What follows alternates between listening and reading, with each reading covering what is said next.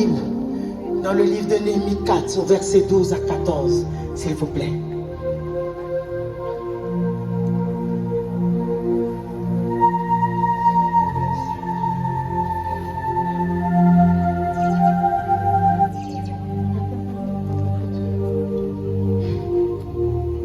Je lis la parole de Dieu. Amen.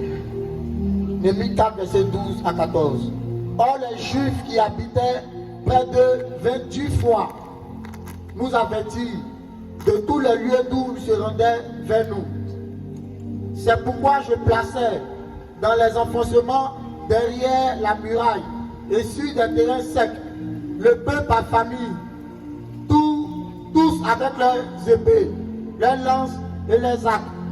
Je regardais et m'étant levé, je dis aux grands, aux magistrats, au reste du peuple, ne les craignez pas, souvenez-vous du Seigneur, grand et redoutable, et combattez pour vos frères, pour vos fils, pour vos filles, pour vos femmes et pour vos maisons. Alléluia. Seigneur, nous te bénissons pour ta parole, parce que ta parole est vérité. Et tu demeures dans ta parole. Au commencement était la parole et la parole était Dieu. Seigneur, nous te bénissons, parce que ce soir tu nous parles. Tu prends le contrôle de nos êtres et que tout ce qui est de la chair se taise et que toi seul tu prennes la place qui t'est due. Au nom de Jésus. La Bible nous parle de Néhémie. Néhémie qui était un échanson du roi. C'est-à-dire Néhémie était un juif qui travaillait dans le royaume perse à Suse. Il était un goûteur de boisson du roi. Néhémie n'était pas un pasteur. Néhémie n'était pas un prophète. Néhémie était un citoyen qui occupait une haute place dans un royaume en tant que serviteur d'un roi. Et un jour, son frère Anani, qui vivait à Jérusalem, est arrivé le voir avec des exilés. Parce que le peuple d'Israël a été exilé. Et pour certains d'entre nous, qui sommes présents ce soir, nous sommes des exilés. Parce que la Bible déclare qu'autrefois, chacun suivait sa propre voie. Et il a plu à l'Éternel de nous ramener. C'est la grâce de Dieu qui permet que ce soir, nous soyons là et que nous parlons de Jésus. Et quand ses frères sont arrivés et qu'ils lui ont parlé de l'État, quand il a pris les nouvelles de Jérusalem, quand il a appris que les exilés qui étaient de retour vivaient dans des conditions humiliantes, dégradantes. Parce que la ville de Jérusalem n'était plus ce qu'elle était. Néhémie ne s'est pas assis. Je ne sais pas ce qui se passe dans ta famille. Quel est l'état et la condition de ta famille? Peut-être dans ta famille, c'est des anti-mariages, c'est le péché qui s'accroît jour et nuit. Peut-être la mort arrive et la mort frappe dans ta famille, je ne sais pas. Mais la Bible dit que lorsque Néhémie a appris l'état dans lequel vivait son peuple, la Bible dit qu'il s'est assis, il a jeûné, il a prié, il s'est humilié. Et il a demandé à Dieu de l'aider. Et Dieu l'a suscité. Et lorsque Dieu l'a suscité, il a aussi prié Dieu. Et il a eu la faveur du roi pour aller reconstruire la muraille. De quelle muraille il s'agit? Il faudrait savoir que le peuple d'Israël, par sa désobéissance, a été emmené en captivité. Et il y a eu un reste qui est revenu à Jérusalem. Pour vous dire que la désobéissance ne fait pas bon marché avec Dieu. Chaque fois que vous vous détournez de Dieu, vous risquez d'être amené en captivité. Et quelle est cette captivité? Le péché qui vous tiendra. Les sorciers qui viendront jouer avec votre vie. Vous stagnez dans tout ce que vous faites. Mais comme Dieu est fidèle et comme Dieu est puissant, il a ramené un reste. Mais le reste étant revenu à la maison, vivait dans un repère de brigands. Parce que lorsque Néhémie a pris la nouvelle, il est dit que Jérusalem était un repère de brigands. Comme Koumassi n'a plus de muraille spirituelle. Les familles n'ont plus de muraille spirituelle. Le diable peut entrer dans une famille et détruire des destinées. Le diable peut entrer dans ta vie, te frapper d'une maladie mortelle. Le diable peut entrer dans ta vie et détruire tout ce que Dieu t'a donné. Jérusalem n'avait plus de muraille. Quelle est la muraille qui est dans ta vie? Est-ce la muraille avec Jésus-Christ de Nazareth? La Bible dit les anges de l'Éternel campent autour de ceux qui craignent l'Éternel. Est-ce que tu crains l'Éternel? Est-ce que tu crains Jésus-Christ de Nazareth? Est-ce que tu as confessé Jésus-Christ de Nazareth comme Seigneur et Sauveur, qui barricade ta vie, qui garde ton âme? Est-ce que ton âme n'est pas dans une prison? Quelle est la muraille de ta vie? Est-ce que c'est une muraille en décombre? Est-ce que c'est une muraille où si le sorcier de ton village peut entrer et détruire ton mariage, détruire tes finances, détruire ta relation avec Dieu, amener de mauvaises connexions dans ta vie? Quelle est la muraille de ta vie?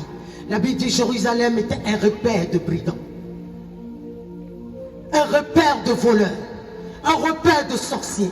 Quand on regarde aujourd'hui comment si, c'est un repère de débauche, c'est un repère de non-acceptation de Christ.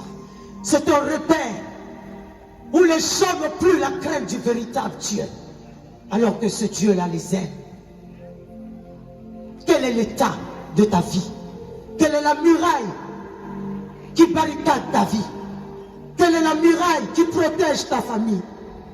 Quelle est la muraille qui protège tes enfants?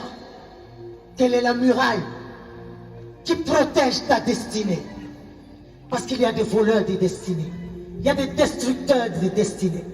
Il y a des voleurs de grâce, d'énergie. Quelle est la muraille qui t'entoure? Est-ce que tu es à l'image de Néhémie pour te lever pour ton quartier? Est-ce que tu es à l'image de Néhémie? Parce que la Bible déclare, je cherche un homme, je cherche une femme, si qui comptait pour parler de ma part. Je cherche une femme ou un homme qui se tiendra à la brèche. Ce soir, nous ne sommes pas venus pour que vous receviez une puissance de bénédiction. Mais nous sommes venus vous parler. Parler à vos cœurs. Afin que vous compreniez que vous devez vous lever. Parce que Néhémie n'a pas reconstruit la muraille tout seul. Il s'est accordé avec le peuple. Par le biais d'une délivrance.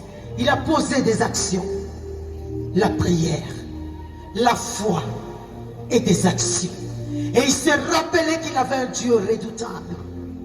Est-ce que tu as un Dieu qui est le gardien de ta vie, qui sécurise ta famille, là où tout semble mort, qui est le Dieu de ta vie? Quelle est la muraille de ta vie? Parce que la muraille de Jérusalem était en décombre, c'est-à-dire elle est tombée, et tout le monde pouvait entrer. Le sorcier du village peut entrer. La confrérie de Koumassi peut entrer. Alors que si tu as Jésus, tu es un feu. Parce que celui que tu pries est un Dieu redoutable. Il est un feu dévorant. Mais qui est le feu de ta famille? Qui est le feu qui te protège? Qui est le feu qui t'environne? C'est vrai que dans ta famille peut avoir des malades. Mais quand la mort arrive, à cause du Dieu tout-puissant, la mort est obligée de s'arrêter. Et la mort dit, on peut tout faire, toucher à leur corps, mais on ne peut pas les tuer. Parce que le Dieu qu'ils ont cru, il est puissant. Il est le Dieu des cieux. Il est le maître de la vie. Qui protège ta vie. Qui te donne le salut. Qui veille sur toi pendant la nuit. Qui veille sur toi. Il y a des personnes qui ont des maux de tête. Ils meurent. Il y a des filles qui vont avorter. Elles meurent. Mais il y a des personnes, elles peuvent être frappées de différentes sortes de maladies. Mais la fidélité de Dieu, la bonté de Dieu, le Dieu qui ne change pas, à la même pose des yeux. Et il les interpelle. Il dit, donnez-moi votre vie. Il dit, venez à moi. Je vous aime. Je ne sais pas ce que tu as vécu. Je ne sais pas comment la vie t'a maltraité. Je ne sais pas combien d'échecs tu as eu. De sorte que tu t'asseyes et que tu dises, rien de bon ne peut sortir de moi. Si tu as pu construire la muraille de Jérusalem par le biais de ses serviteurs, ce soir Dieu vous envoie des personnes, peut-être qui ne sont pas extraordinaires, mais qui viennent avec la vie. Vous présentez la vie de Christ pour vous dire, venez, donnez vos vies, revoyez vos voies, revoyez vos voies. Dieu veut barricader vos âmes, Dieu veut barricader vos vies. Dieu veut vous donner de l'espérance. Dieu veut changer vos histoires. Longtemps vous êtes dans la psychologie.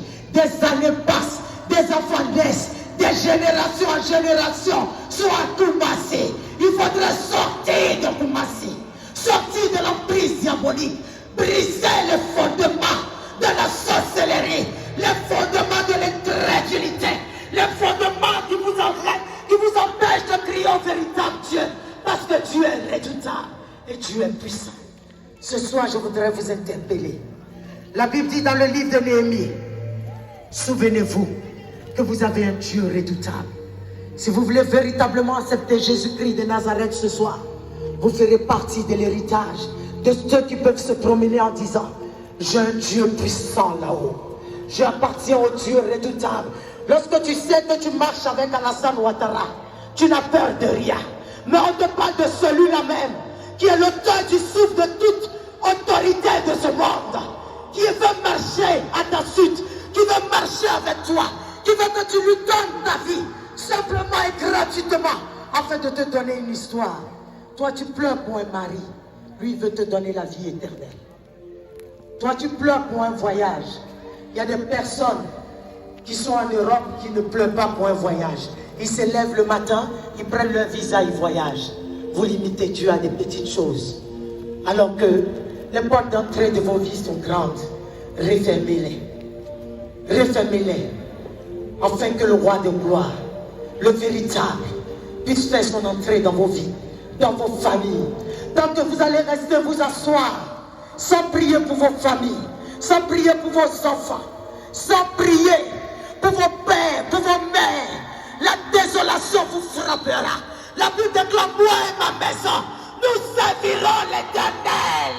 Si tu crois que tu dois servir l'Éternel, lève-toi et commence à combattre pour ta famille. Commence à combattre pour tes descendants. Commence à combattre pour tes frères. Parce qu'en acceptant Jésus-Christ de Nazareth, tu pourras combattre. Parce que celui qui bâtit sans Christ bâtit en vain. Jésus est la vérité. Il est le chemin. En dehors de lui, il n'y a point d'autre Dieu. Je vous en prie, les temps sont mauvais. Ce soir, juste vous dire que Dieu vous aime. Vous dire que Dieu peut vous susciter pour ce quartier. Si on avait dit qu'on était à un funérail ce soir, et que c'était Raïssa qui était morte, mais la Bible dit que je ne mourrai point. Je vivrai et je raconterai les merveilles de l'Éternel dans ce quartier. Mais si c'était mon corps qui était couché, toutes les personnes curieuses seraient venues accueillir un cadavre, une du sable, de la poussière, dont les vers allaient se nourrir. Mais ce soir, nous sommes venus apporter la vie. Les gens sont couchés. Mais Dieu est fidèle. Je sais que cette voix parvient dans les différentes maisons. Je sais que ce quartier a été frappé d'une calamité où 3 frères sont décédés. Ce n'est pas normal. Quelle est la porte d'entrée qui permet que des malédictions puissent rentrer dans les familles? Quelle est la porte d'entrée qui permet que le banditisme puisse sévir à Koumassi? Jésus veut fermer ses portes. Réveillez-vous et donnez vos vies à Jésus. Lèvez-vous et soyez révoltés. Ayez la rage de votre situation. Car Jésus est capable. Il est puissant. Et c'est gratuit ce qu'il fait. Combattez pour vos familles. Combattez pour vos maisons. Moi, je combats pour ma famille. Et je sais ce que Dieu fait pour ma famille. Je sais d'où je viens. Et je sais que Dieu est fidèle. Et que Dieu n'a pas changé. Et que Dieu... Moi, j'ai eu des frères qui ont fait du banditisme. Il y a certains qui sont morts parmi leurs amis. Mais la fidélité de Dieu, le Dieu que nous adorons, n'a pas permis cela. Ils sont vivants. Ils sont vivants. Ça s'appelle la grâce et la miséricorde de Dieu. Cette grâce l'avait découlé dans toutes les maisons de Sikoji. Dieu guérit, Dieu restaure, Dieu donne une histoire et Dieu est véritable. Que Dieu vous bénisse ce soir. Je remercie le Seigneur pour ce moment. Au nom de Jésus-Christ de Nazareth, je prie.